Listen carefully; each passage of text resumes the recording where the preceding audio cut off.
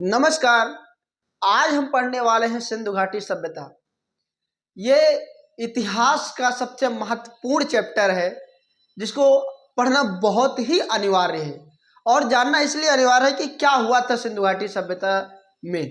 समझते हैं पहले सिंधु घाटी सभ्यता क्यों कहा जाता है। सिंधु नाम की एक नदी है जो कश्मीर से होते हुए सागर में गिरती है, पाकिस्तान होते हुए। तो सिंधु नदी के किनारे जितने क्षेत्र मिले खुदाई करने के बाद और वहाँ के जो सामान मिले, वहाँ की जो वस्तुएं मिली, वहाँ की जो सभ्यता पता चली, उसी को हम कहते हैं सिंधु घाटी सभ्यता। और ये 4500 वर्ष पुरानी सभ्यता मानी जाती है, क्योंकि आज से 2500 ईसा पूर्व की बात है और 2000 ईसा पूर्व इस तरफ हो चुका है। तो 4500 ईसा पूर्व माना जाता है सिंधु घाटी सभ्यता पुरानी है, जो लगभग 5000 साल पुरानी मानी जाती है, जो सिंधु घाटी सभ्यता को माना जाता है। देखिए सिंधु घाटी सभ्यता जो है, यहाँ के जो व्यक्ति थे बहुत सभ्य व्यक्ति थे, मतलब बहुत संस्कारित व्यक्ति थे। दूसरी बात, सिंधु घाटी सभ्यता के अंतर्गत शहरीकरण का मतलब दर्शन देखने को मिलेगा। शहरीकरण का अर्थ ये होता है कि जैसे एक घर है, उस घर से छोटी नालियाँ, छोटी नालियों के बाद बड़ी नालियाँ, बड़ी नालियों के बाद बड़े नाले। वो नाले तो मिले ही मिले, लेकिन उन नालों में ढकी हुई नालियाँ मिली हैं। मतलब इतना ज़्यादा सब भी वहाँ पे मतलब जगह थी वहाँ की कि जो नालियाँ तो मिली लेकिन नालियों के ऊपर भी ढक्कन लगे हुए थे। मतलब इतनी अच्छी से वहाँ पे शहरीकरण किया गया था, निजीकरण किया गया था।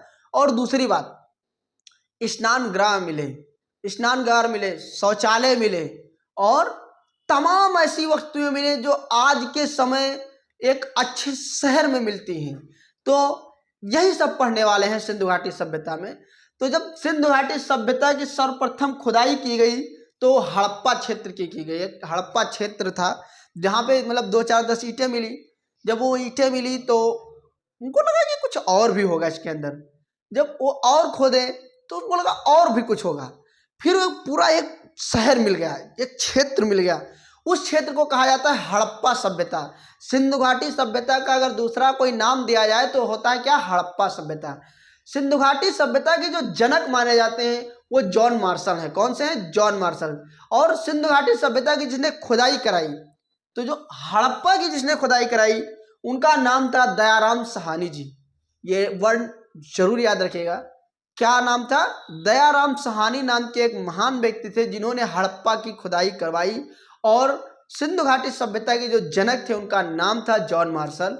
तो समझते हैं वहां पे मिला क्या क्या। जब हड़प्पा की खुदाई की गई तो वहां पे मिला क्या क्या है। कुम्हार का चाक मिला है, अन्नागार मिला है। अब सोच लीजिए, अन्नागार से ही सोच लीजिए, जहां पे बहुत ज्यादा अन्न इकट्ठा होगा वहां पे मजदूर लगेंगे। अगर मजदूर लगेंगे तो मजदूर खाना भी खाएंगे, जब खाना खाएंगे तो कहीं पे आराम भी करेंगे। तो सारी चीजें हड़प्पा सभ्यता में मिलती हैं। अन्नागार, श्रमिक आवास, श्रमिक, और मतलब कहने का मतलब है बहुत बड़ा अन्नागार मिला है। लेकिन ये अन्नागार मोहनजोदड़ो से छोटा है, ये आगे चल के मिलेगा।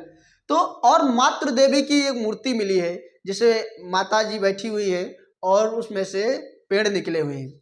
हम आपको एक चीज और बता दें, सिंधु घाटी सभ्यता ले लीजिए, सांख्य दर्शन ले लीजिए, इन सब में मातृ दर्शन जरूर दिखाया गया है। तो कहने का अर्थ यह है कि पहले मातृ केंद्र होता था, मातृ सत्तात्मक होती थी। आज के कुछ बीच के समय में ऐसा हुआ जो पितृ सत्तात्मक आया, अब तो सामान सत्तात्मक बन रहा है, लेकिन पहले जो था मातृ सत्तात्मक था। तो क्या क्या मिला है? मातृ देवी की मूर्ति मिली है, ओखली मिली है और ताबूत मिला है। और ओखली मिली है, ताबूत मिला और लाश मिली है। लाश से क्या मतलब, जो ताबूत है, ताबूत मिला है, लाशें मिली हैं। और एक बहुत बड़ा कब्रिस्तान मिला है जिसका नाम क्या पड़ा, RS-37 नामक का जो एक कब्रिस्तान है वो हड़प्पा सभ्यता में मिला है। इतनी चीज क्लियर हो गई। हड़प्पा सभ्यता में क्या क्या मिला? कुम्हार का चाक, अन्नागार, श्रमिक आवास, ताबूत, ओखली और कब्रिस्तान और मातृ देवी की मूर्ति। इतनी वस्तुएं मिली हड़प्पा सभ्यता की। हड़प्पा की जो खुदाई कराया दयाराम साहनी जी ने करवाया। हड़प्पा के मतलब सिंधु घाटी सभ्यता की जो जनक है उनका नाम है जॉन मार्शल। तो ये तो हो गया हड़प्पा सभ्यता। अब समझते हैं और ये यहाँ पे खुदाई हुई थी। सबसे ज्यादा शहर किस क्षेत्र में मिले, किस राज्य में मिले हैं, तो गुजरात में मिले हैं। सबसे ज्यादा जो मतलब सभ्यता के खुदाई करने के जो राज्य मिले हैं वो सबसे ज्यादा गुजरात में मिले हैं। तो अब समझ लेते हैं एक और चीज, ये जो सिंधु घाटी सभ्यता माना जाता है त्रिकोण आकृति में है। कहने का मतलब है ये त्रिकोण आकृति में लगभग है, जिसमें 4 क्षेत्र जुड़े हुए हैं।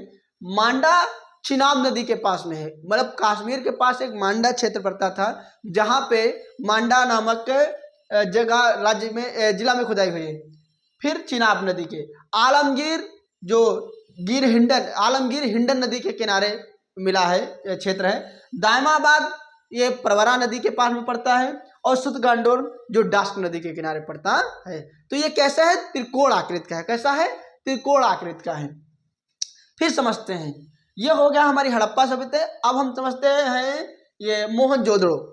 देखिए मोहनजोदड़ो जो क्षेत्र था, मोहनजोदड़ो क्षेत्र को कहा जाता है लाश का टीला।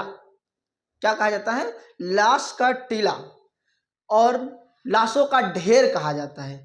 मोहनजोदड़ो में लाशें दफनाई नहीं गई थी, मतलब अनुमान लगाया जाता है कि किसी राजा का आक्रमण किया होगा और बहुत बड़ा युद्ध हुआ होगा, और युद्ध के बाद वहां पे सारी लाशें कटी हुई मिली हैं, कोई सुरक्षित लाश नहीं मिली। तो माना जाता है कि मोहनजोदड़ो लाशों का ढेर है, लाशों का ढेर है। उस क्षेत्र को क्या कहा जाता है, मोहनजोदड़ो। मोहनजोदड़ो की जो खुदाई करवाया था उनका नाम था राखल दास बनर्जी। नाम है, याद रख कर लेना। हड़प्पा की खुदाई किसने कराई, सहानी जी ने राम सहानी बनर्जी जी, दयाराम सहानी जी ने, और राखल दास बनर्जी जी। उसके बाद यहाँ पे क्या क्या मिला है, यहाँ पे बहुत बड़ा अन्नागार मिला है। अब समझ लीजिए, पहले अन्नागार था, मैंने बताया था, लेकिन उससे बड़ा अन्नागार कहाँ पे मिला है, वो मोहनजोदड़ो में मिला है। और यहाँ पे क्या मिला, स्नानगार मिला है। यहाँ पे इतना बड़ा स्नानगार मिला है, जो अनुमान लगाया जाता है कि जब कोई पर्व त्योहार होगा तो होता होगा, तो वहां पे सारे लोग एक साथ नहा सकते थे, क्योंकि उसमें चारों तरफ से मतलब सीढ़ियां थी, जो लोग आ सकते थे, लोग जा सकते थे। तो क्या क्या मिला है, अन्नागार, स्नानगार, और यहाँ पे सभागार मिला है। क्या मिला है, सभागार। मतलब यहाँ जो था, यहाँ राजाओं का, ऐसा लग रहा है कि यहाँ पे राजाओं का क्षेत्र था, जहाँ पे सभा लगती थी। बहुत बड़े बड़े अन्नागार हैं, बहुत बड़े बड़े स्नानगार हैं, और यहाँ पर जो पूजा पाठ करने वाले लोग हैं उनको रहने की व्यवस्था भी थी। तो इतनी चीज मिली है कहाँ पे, मोहनजोदड़ो में। अब एक चीज और है, इस हड़प्पा सभ्यता के थोड़ा सा आगे पड़ता है चंदहोदड़ो नाम का जगह, जहाँ पे महिलाओं का मेकअप करने का सामान मिला है। उसकी खोदाई जिसने करा उनका नाम था गोपाल माजुमदार। कौन, गोपाल माजुमदार। जो क्षेत्र है चंदहोदड़ो है, यहाँ पे जो सबसे ज्यादा सामान मिला है महिला का मेकअप करने का सामान, ठोठ रंगने का सामान, गुड़िया, चूड़ी, ये जितना सामान है ये सब कहाँ मिला है, चंदहोदड़ो में। अब एक जगह और बच गई है, एक जगह बची कहाँ पे है, रोपड़। ये सतलज नदी के किनारे पड़ता है। जो इसकी खुदाई किया है यज्ञदत्त शर्मा जी ने खुदाई करवाया था।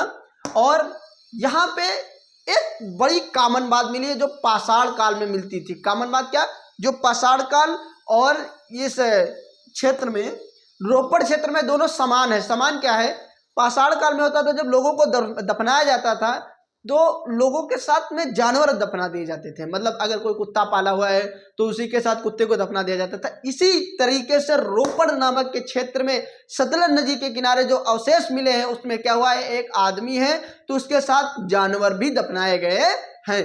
तो आज हमने क्या क्या पढ़ा,